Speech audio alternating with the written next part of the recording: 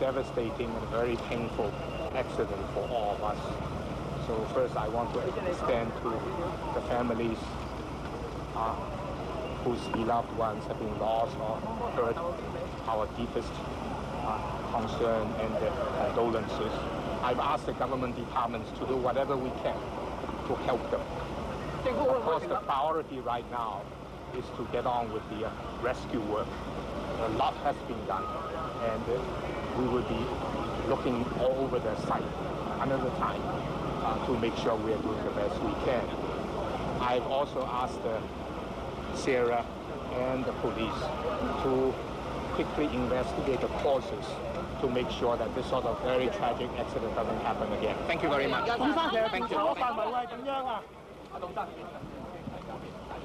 Thank you. 咁行政長官啱啱咧就係阿董建華咧啱啱離開嘅視察完情況，佢就話咧對死傷者咧係致以深切嘅慰問，亦都向佢嘅家屬咧致以慰問㗎。咁佢就話咧民政事務總署同埋社會福利署咧會盡力提供協助。而家先將時間交翻俾你啊，李燦榮。唔該晒黃淑玲。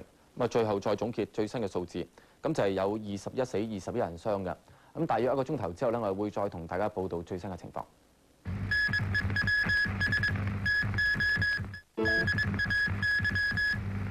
各位特別新聞報導，雙層巴士由屯門公路衝落青山公路汀九村嘅嚴重交通意外，死亡人數增加到21個，另外有21個人受傷。方東升而家就喺屯門公路㗎，方東升交俾你講最新情況。唔該晒李燦榮。咁其實當局咧喺大約45分鐘之前咧就揾咗一架重型嘅吊臂車嚟到現場呢度咧，準備稍後嗰個吊起出事嘅巴士㗎。可以見到後邊咧藍色嗰個吊臂車咧就已經係稍後咧會展開工作嘅隔離㗎啦。咁拖車公司嘅人同我哋講啦，最快咧大約1個鐘頭後咧先至可以開始個工作㗎。佢哋主要就係想確定架出事嘅巴士咧，睇下有冇壓住一啲嘅乘客喺架車底度。咁而架出事嘅巴士可以見到咧，而家仲晾咗喺幾十米下嘅山坡。咁九巴嘅工程人員咧，目前亦都同消防員啊同埋警員咧都喺現場度咧係了解情況㗎。咁至於九巴嘅董事長陳祖澤呢，喺較早前亦都嚟過呢度咧係視察。咁佢對發生今次嘅事件呢，就係表示非常震驚同埋非常遺憾。咁佢又講到架出事嘅巴士呢，其實個車齡就好新，咁只係得2年幾。咁佢又話揸住出事巴士嘅司機呢，其實係屬於有經驗嘅司機，咁亦都係揸開呢條線㗎。咁佢話呢，九巴方面呢會繼續同警方配合調查今次嘅事件。咁先將時間交翻俾李燦榮。唔該晒方東升。咁至於意外發生之後嘅救援情況，由林宗義講下。架出事嘅九巴衝斷屯門公路嘅鐵欄杆，連埋成車乘客跌落幾十米深汀九村後面嘅山坡，成架爛晒。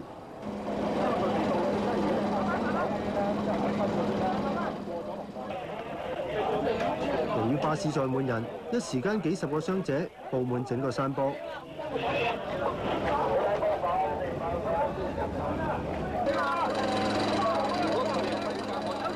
有人更俾巴士砸住。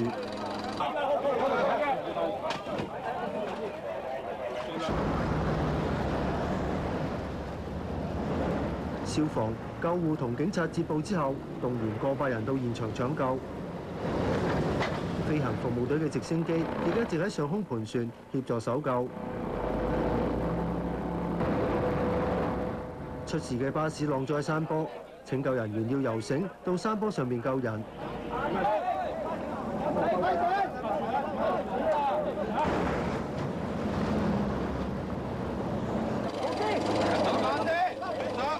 大批傷者一個接一個咁由巴士嘅殘骸度逃出嚟。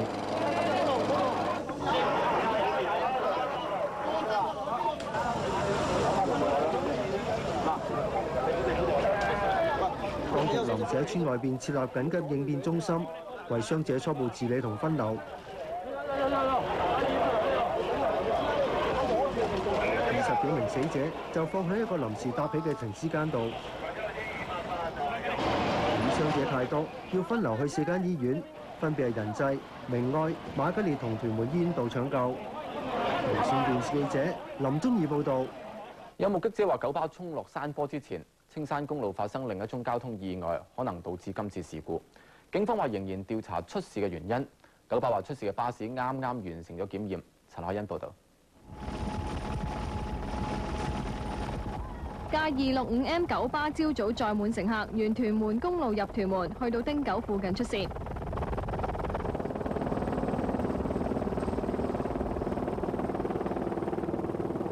車頭被劏開咗，清楚見到車內嘅座位。喂，劉佬，見到個巴士路嗰度一陣間射落嚟，bang一聲啊！咁我就咧猛喺度喊啊！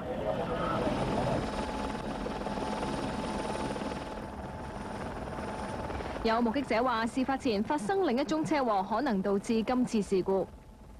佢哋兩個灣仔咧撞嘅，撞咧個灣仔咧後尾兩個司機落咗嚟之後咧就冇事咧，唔知係咪佢嗰架巴士同埋嗰架拖卡個拖卡咧行得埋得滯，個巴士咧行埋，咁啊睇個巴士疏咗啦之後咧就慢咗啦，慢慢我以為佢咧就碌唔落啦，係咪？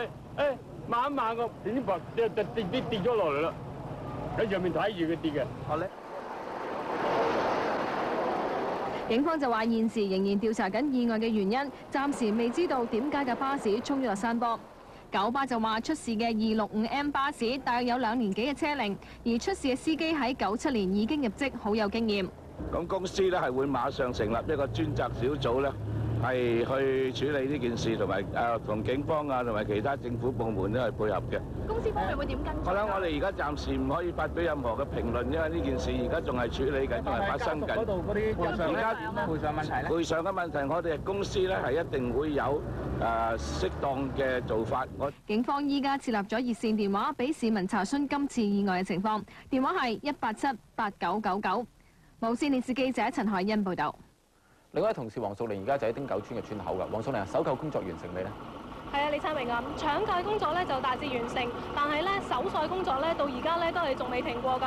咁警方話咧現時咧大概係救出咗41個死傷者㗎。咁但係咧搜索嘅工作咧而家仲進行緊啦。民安隊嘅攀山隊仲有警方嘅快速應變部隊同埋飛行服務隊嘅直升機咧仍然喺上空盤旋緊。咁搜索人員咧而家喺山坡度咧仲揾緊啦，有冇傷者係被拋出車外㗎。咁後面咧嘅出事現場呢架巴士咧就仍然喺呢個樹林度，咁不過咧被大樹遮住咗啫。咁可以見到咧，上面屯門公路咧，而家就有一架重型嘅吊臂車㗎。咁佢將會咧嘗試一陣間吊起架巴士，咁睇下巴士底下咧仲有冇壓住傷者㗎。咁行政長官董建華咧，剛才都嚟過視察過意外嘅現場㗎。咁佢話咧感到非常之震驚同埋難過，亦都對死傷者咧嘅親人致以深切嘅慰問。依家首要嘅任務仍唔夠繼續係做搶救嘅工作啦，已經做咗好多。咁我會繼續做嘅。另外一方面咧，我亦同局長講過，同警署講過，要盡快展開全面嘅調查，一定要想辦法令到呢啲咁樣嘅意外唔會再發生嘅。咁警方話咧，警務處處長曾蔭培稍後亦都會嚟視察現場㗎。先將時間交翻俾你啊，李燦榮。唔該晒黃淑玲。傷者分別送咗去多間醫院救治，醫院要採取災難應變措施。咁馮佩樂而家就喺瑪嘉烈醫院㗎。馮佩樂嘅協調工作做成點呢？李燦榮啊，瑪嘉烈醫院呢一度咧，喺今朝早9點幾已經急症室門口咧擺出呢啲告示板，咁樣咧初步寫咗一啲嘅傷者資料啦，同埋佢哋嘅傷勢情況係點㗎？咁其實大約喺半個鐘頭之前，行政長官董建華咧亦都嚟過瑪嘉烈醫院呢一度，咁佢上過病房，探過一啲嘅傷者，同埋見過啲傷者家屬。咁佢話咧，政府會盡一切嘅全力幫助呢啲傷者嘅家屬㗎。咁至於各間醫院搶救傷者嘅情況，就由周小倫報導。由於傷者人數眾多，要分別送去幾間醫院治理，其中包括仁濟醫院。大部分嘅傷者都頭部受傷，要由氧氣罩協助呼吸，分別由擔架床送往急症室急救。而傷者嘅家屬就陸續趕去醫院了解情況。咁多位記者，係唔好意思。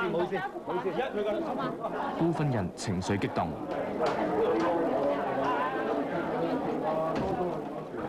醫院方面都採取災難應變措施，集中治理車禍嘅傷者。多個部門喺醫院設立跨部門援助站，由警方、民政事務處等多個部門協助傷者嘅家屬。另外，部分傷者亦都送咗去瑪嘉烈醫院治理。行政長官董建華去完車禍現場之後，再到醫院慰問傷者。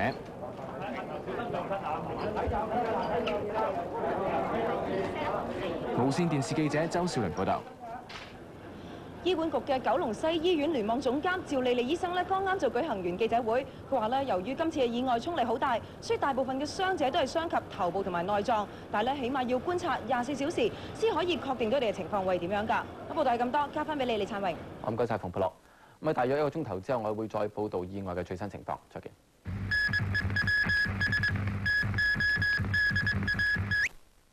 老伯話：出事巴士司機亦都係車禍當中死咗。而家巴士啱啱完成檢查，方東升仔屯門公路現場。方東升架巴士咧調翻上路面未呢？李燦榮仲未吊起㗎，咁啊吊臂車咧啱啱喺大約係15分鐘之前呢，就係放咗個吊鈎落去呢，就係已經係開始準備呢係吊起架車。咁我哋而家可以見到啦，其實鋼纜呢已經係將成架嘅巴士係綁好，咁同埋呢原本係打橫瞓咗喺個山坡度嗰架巴士呢已經係擺翻正㗎啦，咁準備稍後呢係成架會吊起。咁依家呢消防員呢仲喺現場度呢喺度檢查緊，確定呢係冇人壓喺個車底度呢，先至會展開成個嘅吊車嘅工作㗎。就我哋頭先肉眼所睇呢，並冇見到有發現有啲生還啦，或者係死亡嘅乘客㗎。咁而成個嘅吊車嘅工序呢，據現場嘅警員啦同埋拖車公司嘅職員所講呢，需要呢起碼係2個幾鐘，換言之一定呢可能要到下晝嘅時候呢，先至可以將成架車吊起。